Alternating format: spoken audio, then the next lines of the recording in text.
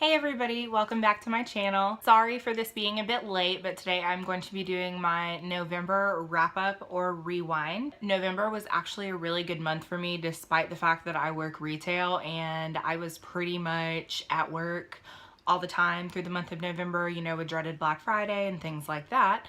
But I managed to read 9 books. When you break it down, I read 4 in actual print, 2 were a combination of half reading in print and half listening to the audio, 2 were solely audiobooks, and 1 was ebook format. So I have a pretty big variety of different genres and things that I read this month, 9 being so many. There's a lot to go over, so I'm just gonna go ahead and jump right in. By the way, I'm sorry if I kind of sound like mess. I'm getting over some weird sickness that we're passing around at work right now. I'm kind of on the upswing, but I still don't sound very good. So the first book that I read for the month was The Night Circus by Erin Morgenstern. I gave this one 4 out of 5 stars. I really enjoyed this story. The imagery and the writing was absolutely beautiful. You really felt like you were there. The premise itself was intriguing. There was a little bit of what felt like insta-love for me, which was one of the reasons that I did deduct a star for it. But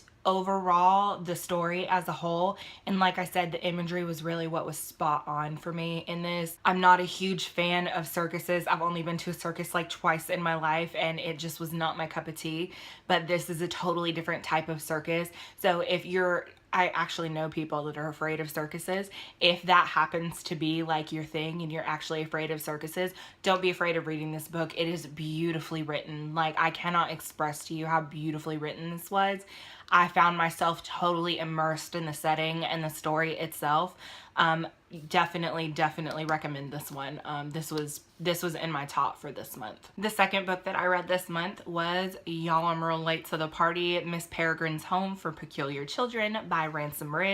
No, I have not seen the movie. I probably won't see the movie, to be completely honest, but I've actually had this book since it came out, believe it or not. So it's been on my TBR for that long, and with the movie coming out and there all of a sudden being all this hype around it, I was like, you know what, I'm gonna go ahead and read this. It came highly recommended to me by actually 2 of my friends. My actual friends here in real life that read, which that's all 2 of them. One of the things that was most intriguing to me about this is all of the vintage photographs that the author ties into the story. I ended up giving this one, again, 4 out of 5 stars. Because this is the first in a series, I feel like we needed a lot more character development. The narrator, I kind of sort of hated the narrator at the very beginning. He was kind of a shit, you know, but we definitely got to know more about him and we got to like him a little bit more by the end of it. It kind of left you on a cliffhanger. Obviously, we know that there's 2 more books in the series, but we definitely needed some more character development, especially because there are so many children that are involved in the story. Like, most of them aren't really fleshed out. So there's that. One other complaint that I have, this is another reason that I took a star off of it, was because of, while the vintage photographs themselves are really cool, there are a couple of points. So, you know, they'll like talk about it on this page and then they'll have the actual photograph here. And again, while that was really cool to some degree, there were definitely some points where it felt like the author was just trying to like shove it in there. They really wanted, he really wanted to make this work. He really wanted to use this picture and make it work. So he just kind of like shoved it in there. And in most contexts, it worked. But there were a couple of them where it really just felt forced, and that part I didn't so much enjoy. But for the most part, overall, it was really enjoyable. I'm definitely going to be reading the other 2 in the series. 4 out of 5 stars, would definitely recommend. So the next book that I read this month was The Lovely Bones by Sebold. This was one of those that I half listened to and I half physically read. The narrator for this was actually the author herself. The opening line on the back little blurb is, "My name was Salmon, like the fish, first name Susie. I was 14 when I was murdered on December 6th, 1973. So you know exactly what's going on from the very beginning, which I appreciated. One of the things about her murder, I won't go into too much detail, but there was a sexual assault element to it. If you know anything about the author, Sebold, she actually is a victim of sexual assault. She wrote another book about it called Lucky. I have not read it, but I have heard good things about it. So her being the narrator and having written this into her story was really interesting to me, because I feel like it takes a brave person to have experienced that and then still write about it and still actually talk about it. There was a foreword by her in the audiobook, where she did talk about her assault very briefly, but it was very powerful to me, and it's very powerful to me that, you know, she chose to actually narrate this book. She was a good narrator, not the best narrator I've ever heard, but she was a good narrator. This book was hard to read, and the reason that I say it's hard to read is because this is very, very heavy subject matter. You're dealing with the murder of a 14-year-old. And one of the things that struck me about this was the tagline at the very bottom says, and I hate this cover, by the way, because it's a movie tie-in edition, and I hate movie tie-in covers, but that's neither here nor there. The story of a life and everything that came after. And it's really not so much the story of the life of Susie Salmon herself. It is the story of what happened after. It is the story of how her family dealt with this tragedy and how they moved on, and how some of them just didn't move on. It was very powerful to me for a lot of different reasons, and there were times where I had to put this down. I had to completely put it down because it was just so heavy, and I really needed time to process it. If heavy subject matter is not your cup of tea, and you don't like really thinking about things and internalizing them, do not read this, because this is not the book for you. But I really, really enjoyed this. I gave this 4 out of 5 stars just because there's a couple elements in here that are a little bit weird, and she took a couple of directions that I wasn't really expecting her to go. You know, obviously I already talked about before her murder, she was sexually assaulted, but there was this oddly sexual element later in the book that I just didn't really understand. Maybe it's just me that I didn't understand it, but that's why I took a star off of the rating. But overall, I really, really enjoyed this, and I highly, highly recommend that you read this or listen to it. So the next book that I read was The Girl Who Circumnavigated Fairyland in a Ship of Her Own Making by Catherynne and Valente. This is another book that I've had since it first came out. This is middle grade, about a girl named September who is whisked away by the green wind, and this talks about all of her adventures in Fairyland. So I gave this is another one that I gave 4 out of 5 stars. I had a lot of 4 out of 5 stars this month. I really liked this book. It did take me a minute to get into it. The writing is very whimsical. It is a fantasy. Fairyland's in the title. I mean, come on, what do you expect? But the writing style itself was so whimsical that it did kind of take me a minute to really like immerse myself in the story and really get into it. One of the things that I enjoyed about this book was the fact that, yes, it is middle grade, but reading it as an adult, there are a lot of things in there that would just completely go over a kid's head that I was really appreciative about. One of the things talking about how up until a certain age, like, children don't have hearts, and just, you know, about how you can carry yourself as an individual, you know, standing up for what you believe in, and, you know, that kind of deal. Those kind of themes are throughout the book itself, which obviously most readers would get no matter what age you are, but there were a couple little nuances in here that I felt like were specifically targeted for adults who would be reading this book. And for that reason, I definitely really enjoyed it. This is part 1 in a series. I don't know how many books it is. I do have the second in a series, and I do plan on reading it. I definitely enjoyed this one, so 4 out of 5 for me. So the next book that I read was The Handmaid's Tale by Margaret Atwood. I actually listened to this on audio, and it was narrated by Claire Danes.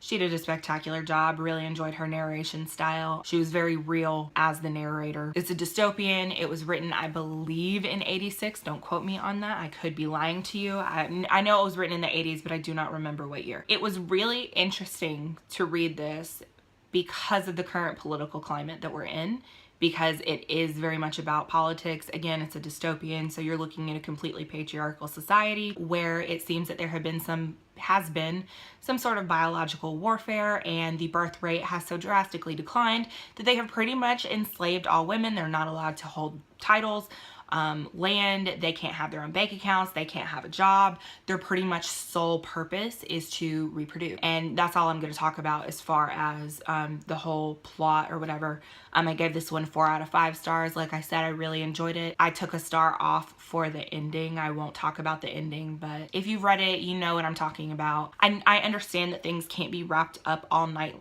in a bow. Like, I understand that, but I kind of wish that she had done just a little bit better of a job wrapping it up a little bit. It was left very open, so. But like I said, it was really interesting to read just because of the current political situation, and there were certain points where I was like, oh my God, I'm not a conspiracy theorist, never have I been, but it was like, you know, if shit went down, I could see it going down like this. Like, it was that real. It was a great listen. I assume it would be a great read. So I definitely recommend it if you like dystopians. Oh, and apparently there's going to be a series on Hulu from this book, and I don't know if it's going to be just like a mini series just based on the one thing, or if they're going to try and stretch it out into multiple series. I'm not really 100% sure, but I'm definitely interested on what that's going to look like when it does come out. That is definitely something that I plan on watching. So yeah. So the next book that I read this month was The Wonderful Wizard of Oz. Believe it or not, I had gotten through my whole childhood without ever reading that. I did see the film, and I was actually surprised at how closely the film followed the story in the book. So that was a nice surprise. But I definitely enjoyed this. It was a nice, quick, fun little read. There's a couple things in there. There's a lot of people dying in here for it being a children's book, which was a little strange to me. It is the first in the series. I'll probably end up reading the rest of the series just because of the next book that I'm going to talk about. The reason that I actually decided to read The Wizard of Oz was because the next book that I picked up was Wicked by Gregory Maguire. I actually picked this up before I picked up Wizard of Oz, and I started reading this and I realized I needed a little bit of context because this book, which I gave 4 out of 5 stars, by the way, this book is the origin story of the Wicked Witch of the West, pretty much, which I like origin stories, especially for a villain. So that was one of the reasons that I decided to pick this up. But as I started reading it and it's talking about, you know, these different things in Oz, I'm like, you know what? Don't really have a lot of context. Let me go back and read the original book. And that did give me a little bit of context, but there was a lot of things that I was still a little bit lost on. So I feel like I would end up having to read the other 13 books or 15 or however many it is, you know, to really get the rest of that context, which did not take away from the story. It just did make things a little bit more confusing at times. But I definitely enjoyed Wicked. It was interesting to me because it did deal a lot with the concept of good and evil. And this is the witch's story from birth up until her run-in with Dorothy in the actual Wizard of Oz book. It was oddly political at times, which I was not expecting. I gave it 4 out of 5 stars because there were a couple points where they would like introduce certain things and it's like, okay, so are you going to provide any kind of context? Like, for example, they introduced this thing in the middle of the book called the Philosophy Club. And there was this whole like really intense scene which they referred back to at later points in the book, but it was still very vague. Like, you didn't, maybe I'm just an idiot and I didn't like understand what they were trying to do with it, but I had no idea what the significance was of the Philosophy Club, and he never explained that. And so I took a star off for that, and there were a couple other things like that. But I really enjoyed, you know, the whole origin story because the Wicked Witch of the West is not as wicked as she has made out to be based on, you know, the background and stuff that we get in this book. So there's actually 3 other books in this series, which I will be reading. I don't know when I'm gonna get to those, but I definitely want to. So 4 out of 5 stars, would recommend. And the next book that I read this month was Interview with the Vampire by Anne Rice. I actually mentioned this in my 5 books that everybody else has read that I have not. And I said in that video, I'm probably not gonna read this anytime soon, but then after I talked about it, I was like, you know, I don't wanna read that. I actually half listened to this and half read it. The narrator, who I cannot remember his name, so don't ask. I really enjoyed the narration of the person who actually read it, but the story itself, I didn't hate it, but it definitely was not my favorite. I found myself really bored at points just because the character of Louis, he gets really whiny at points. It's really hard to explain unless you're actually, you know, like reading it or listening to it. This was Anne Rice's first book, if I'm not mistaken, and it's the first book in the Vampire Chronicles, which I have spoken to a couple other of my reader friends, and they're like, oh, it gets good by book 3, which is not encouraging to me because I don't want to wade through shit to get to the good books. Not that this was shit, like, let me rephrase. It definitely wasn't shit, but it was not as good as I wanted it to be. I could see the bones of the beginnings of something good, you know, with this being her first book. It was, I guess, in a way a little bit sloppy. You can see the beginnings of some really great characters like Armand and like Lestat, but they're not really fleshed out yet. So I'm not like, I don't have any connection to anybody in this book. So it didn't really make me want to read on. Now the very, very end, the way that it ended did make me kind of want to continue with the series. I'm undecided as of right now whether or not I'm going to continue it. I do have the next 2 books in the series, but like I said, I'm kind of undecided just because it wasn't that it was a waste of time, but it wasn't my favorite. The one thing that I did appreciate about this was the portrayal of the actual vampire. Like, we don't have that sparkly bullshit. It's like real deal. It's sexual, but it's not over sexualized, which I appreciated. I gave this one 3 out of 5 stars. I mean, again, it wasn't the best. I'm kind of at the middle of the road. It wasn't the best book that I've ever read, but it wasn't the worst, and I'm just not sure if I'm going to continue with the series. And the last book that I actually listened to was Turn of the Screw by Henry James. This was in a attempt to increase my reading of classics towards the back half of the year. That's a commitment that I'm making in 2017 to actually read more classics. The narration, it was narrated by, I believe, Emma Thompson, and the narration was good. I enjoyed that part because I did listen to this. Everything else about it sucked. It's a gothic ghost story. I'm not going to go into details because it just, the writing style was very hard to follow, and it was very like, did this happen? Did it not happen? Are we crazy? We don't know. And it was boring. The language itself was just, I feel like this was that time period where they were getting paid by the word, so it's like the punctuation, it's like these sentences went on forever and ever, but there was no point to the sentences. Like, it's just really hard to explain. I don't recommend it. It's a really short read, so if you absolutely, because I thought because it was going to be like a gothic ghost story, oh, you know, that's right up my alley. I'm a huge fan of horror. You know, I need to read more classics. This is going to be good, right? No.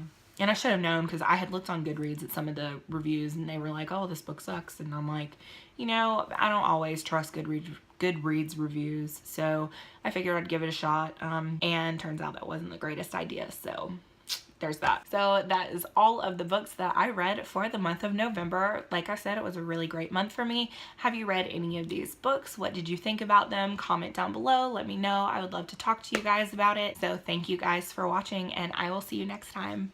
Bye.